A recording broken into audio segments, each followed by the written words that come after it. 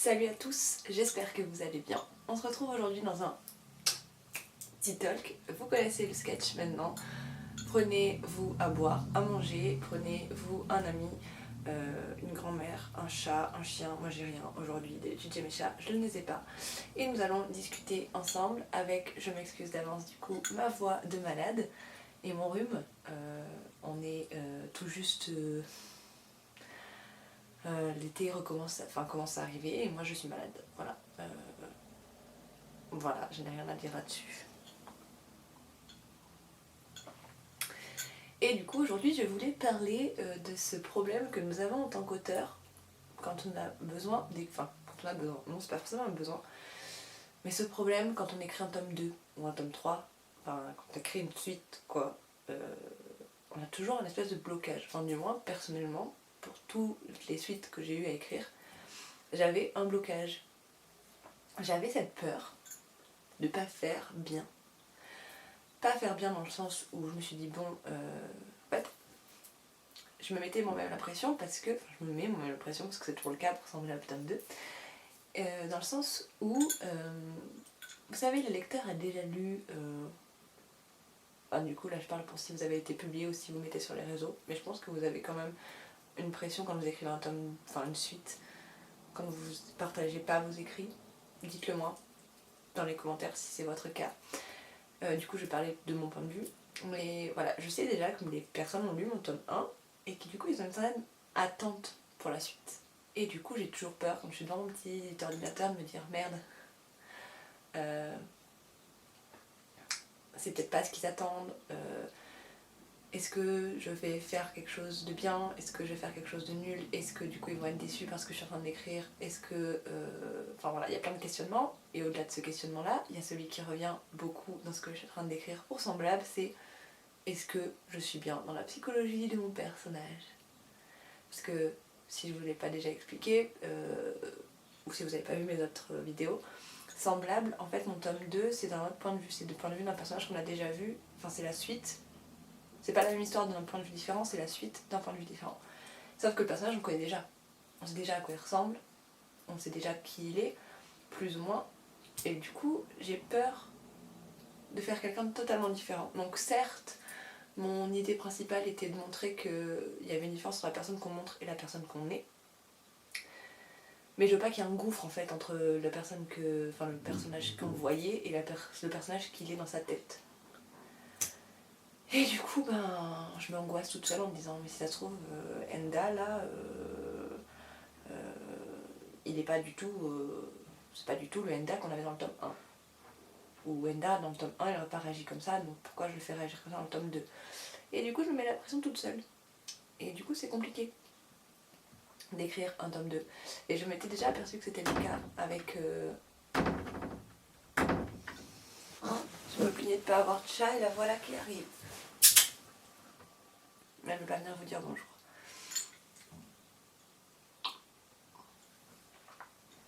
Je disais oui, que je m'étais déjà aperçue de ce problème dans le Descendant, parce que j'ai eu beaucoup de mal à l'écrire aussi, parce que j'avais peur de ne pas être à la hauteur. Et au final, Descendant, le tome 2 de Ascendant, Descendant, mon tome 2, donc de mes livres publiés, me plaît plus que le tome 1. Parce qu'il est bien différent. Mais j'ai quand même cette pression que je me mets de me dire, enfin vous savez, il y a toutes ces questions là de mince, j'ai déjà écrit quelque chose en rapport avec ça, est-ce que déjà je vais garder l'atmosphère, est-ce que j'arrive à garder la mentalité de mes personnages, est-ce que j'arrive à garder l'âme en fait de mon texte qui a fait qu'au début il me plaisait à moi et il plaisait au lecteur. Et il y a tout ce questionnement autour et du coup je suis en train de me dire est-ce que je suis pas en train d'écrire de la grosse merde. Donc plutôt que d'écrire, je laisse traîner en me disant peut-être que du coup je vais me rendre compte que ce n'est pas tant de la grosse merde que ça et que je vais y arriver. Donc dites-moi s'il vous plaît que je ne suis pas la seule dans ce cas-là, je suis sûre que je ne suis pas la seule dans ce cas-là, et dites-moi si vous avez des conseils parce que clairement là j'ai eu beau y réfléchir. Avant de faire cette vidéo j'ai voulu y réfléchir, je me suis dit je viens trouver un truc à dire, un truc de positif à dire sur le fait que on galère à écrire un tome 2. Si, il y a le truc de positif, c'est quand on écrit un tome 2 du coup et qu'on se galère, qu'on a ce côté perfectionniste, au final on le rend peut-être même meilleur, c'est ce qui m'est arrivé avec Descendant.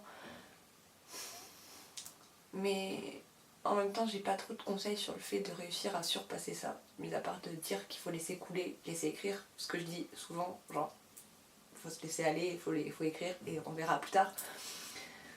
Donc si jamais vous avez des conseils, dites-le moi, partagez avec nous.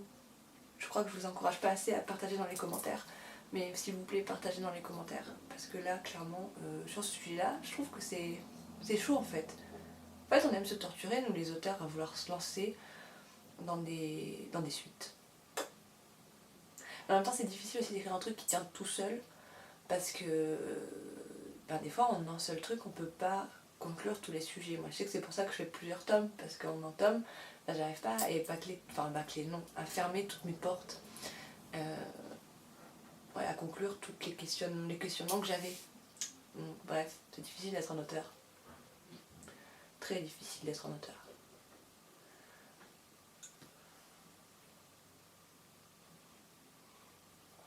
En même temps, j'en viens à me dire que on est des gens forts. Vous voyez? Je sais pas si vous voyez. On est quand même doué et fort. Et ça, faut qu'on le garde à l'esprit. Je crois que ce title va partir un peu en cacahuète. Mais ce que je veux dire, c'est que déjà, un auteur... Je casse tous les clichés qu'on a sur les auteurs le dimanche. Là, sur mes vidéos du dimanche, j'essaye un peu de claquer ça, genre en mode... en essayant un peu d'être comique. Mais je m'aperçois en vrai qu'un auteur, on est vachement fort dans le sens où on a toutes ces personnes dans la tête, on arrive à garder toute notre âme dans la tête, à écrire, à créer des mondes, et ça, c'est fantastique quand même. Je sais pas si... Au début, je me rendais pas compte à quel point c'était ouf, mais en fait, j'ai une amie qui récemment me l'a dit, m'a dit, je sais pas si tu te rends compte de ce que tu arrives à faire en fait avec des mots et avec ta tête. Et c'est vrai, en fait, faut qu'on se rende compte, nous auteurs, que... Enfin, faut qu'on se félicite, quoi, parce que... Certes, c'est difficile ce qu'on fait. Certes, on est toujours en galère parce qu'on n'arrive pas à écrire un tome 2, parce que tel personnage nous coince, parce qu'on n'arrive pas à trouver la trame qui va faire que notre histoire va être... Enfin, que le lecteur va être là, waouh, cette histoire est waouh, ou le moment fatidique où tout va bouleverser, enfin, qui va bouleverser l'histoire. Bref, on est toujours en train de se poser plein de questions, parce que c'est le... On est comme ça. Mais en même temps, on est méga fort dans le sens où on arrive à tout créer. On s'imprègne de tout ce qui nous entoure et on arrive à tout créer dans notre texte. Et on arrive à... Ouais, on arrive à créer des choses et ça c'est ouf. Et c'est pour ça qu'on est fort en fait. Donc félicitez-vous de temps en temps. Moi je vous félicite. J'essaie un peu de me féliciter là aussi. Mais c'est vrai que... Même si on a beaucoup de difficultés, on arrive quand même... Il faut se rendre compte de tout ce qu'on arrive à faire. Même si on n'a écrit qu'un chapitre. Même si l'histoire est créée dans notre tête, qu'on ne l'a pas écrit encore mot pour mot sur un papier ou quoi que ce soit, qu'elle n'est pas faite à fond, on a déjà eu l'idée. Et ça, c'est pas donné à tout le monde. Donc, franchement, félicitations d'avoir un cerveau assez puissant pour faire tout ça. Je vais regarder mes notes parce que je sais plus ce que j'avais d'autre à dire.